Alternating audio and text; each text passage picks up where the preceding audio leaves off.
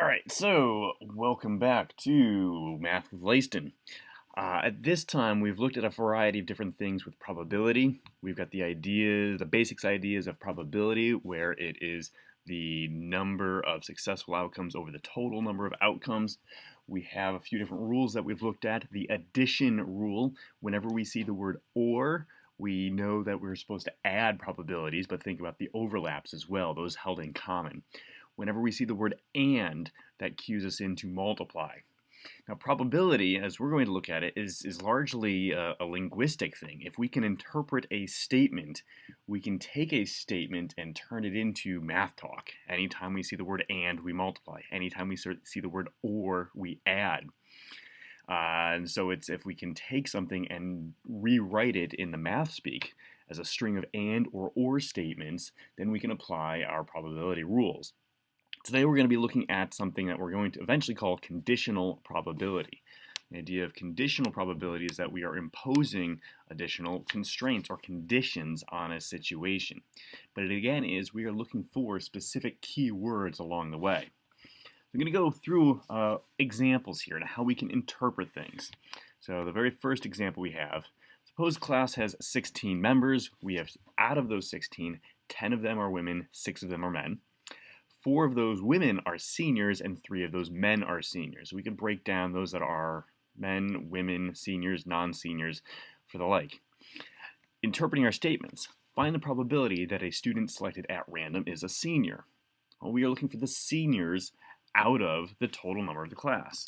Now, thinking probability, it's always the case that it's the number of successful outcomes over the total number of outcomes. We need to count that.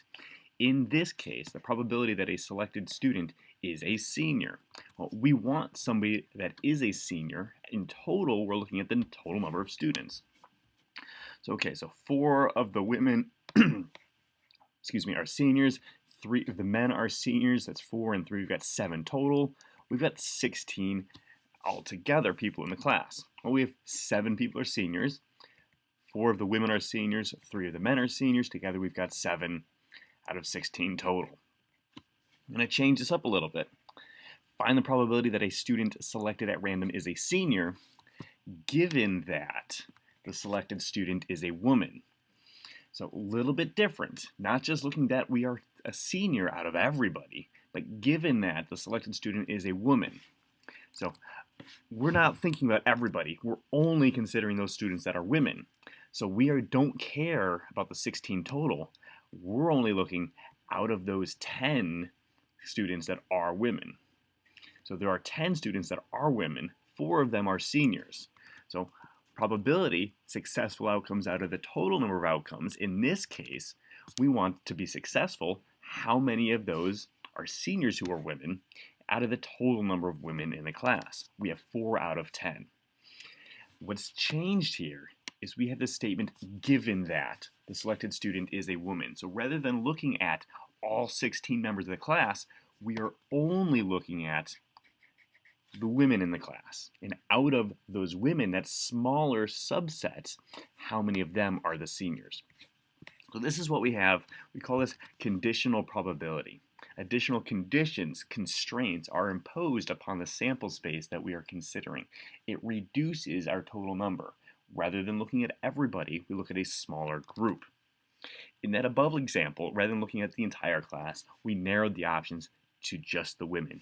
That's all that we were considering. Let's take the next example. Suppose one card is drawn at random from a standard deck of cards. Find the probability the card is a Jack of Hearts. All right, well, our probability, the number of successful outcomes over the total number of outcomes.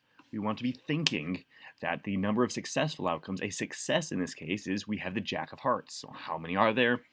Total outcomes, in total, we are drawing a card from a deck. So to be successful, how many Jack of Hearts are there in a deck? And total, how many total number of cards there are? And there's 1 Jack of Hearts out of 52 total cards. Gonna change this now.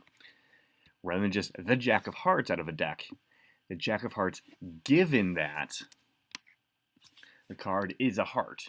So rather than looking at all 52, we are only going to be looking at those cards that are hearts.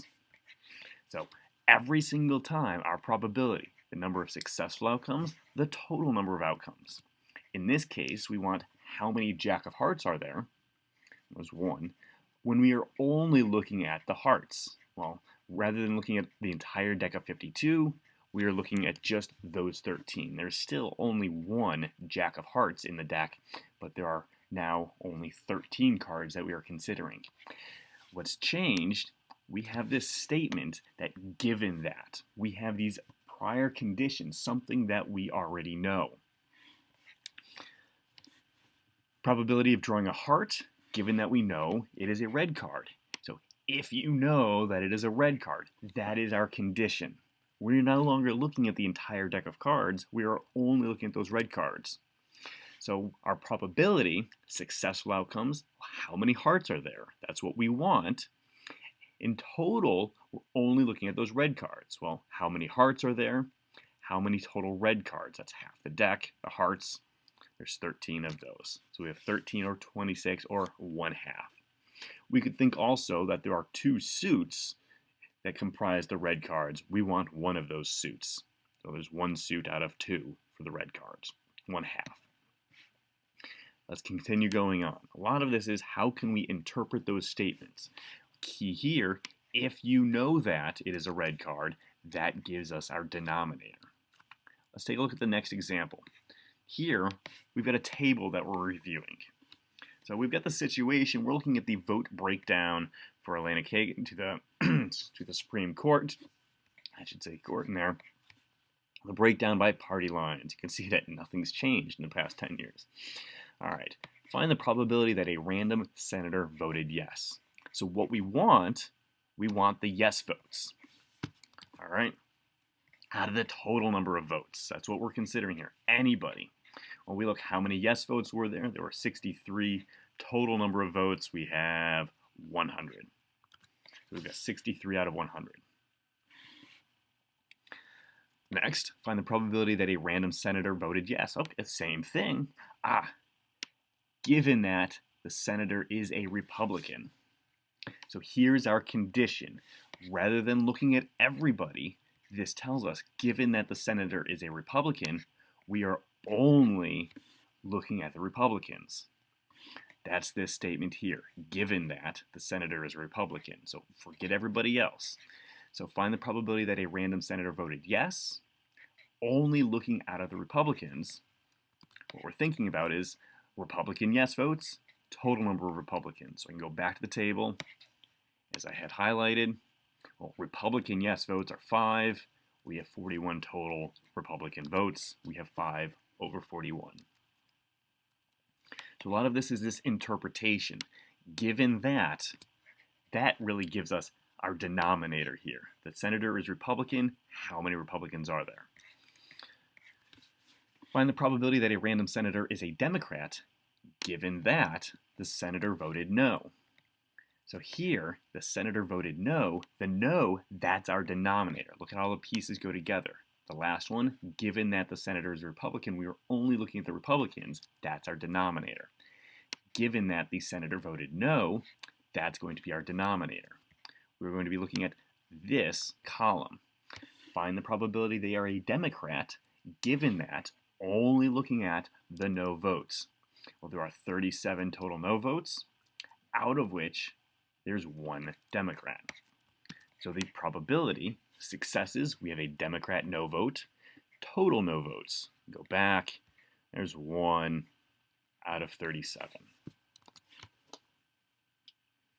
The probability is, can we interpret a statement and think about what that means mathematically? I think this is the last example that I've got. And once again, looking for those words. Suppose a poll of local voters indicates that 45% favor a property tax increase, 65% favor the establishment of a state lottery, and 12% favor both as ways of raising funds. If a voter is in favor of the property tax increase, what is the probability that the voter is also in favor of the lottery? Now, things are switched up here. What do we know? Rather than looking at 100%, they are in favor of the property tax increase. We already know that this is true. Also, Well, if you are also in favor of something, you are in favor of both. So really we can rearrange this thinking that, okay, given that we know somebody is in favor of the property tax increase, what are we looking at for both? So we can turn our probability statement a success that in favor of both comes from it's the also. Everything's true. Out of, we know we favor the property tax increase, so that's our denominator.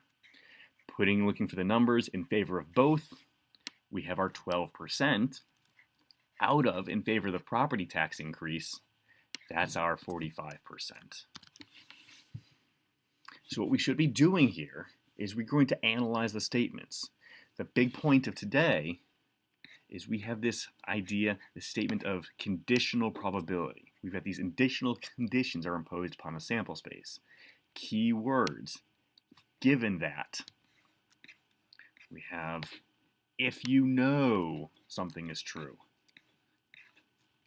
The idea that given that, we see it once again, also, and something that we know is true at the start. So this is conditional probability. Sometimes it might help to draw a Venn diagram, look at the pieces. There's a bit up on the classroom site. Try it out. Good luck. Let me know if you've got anything.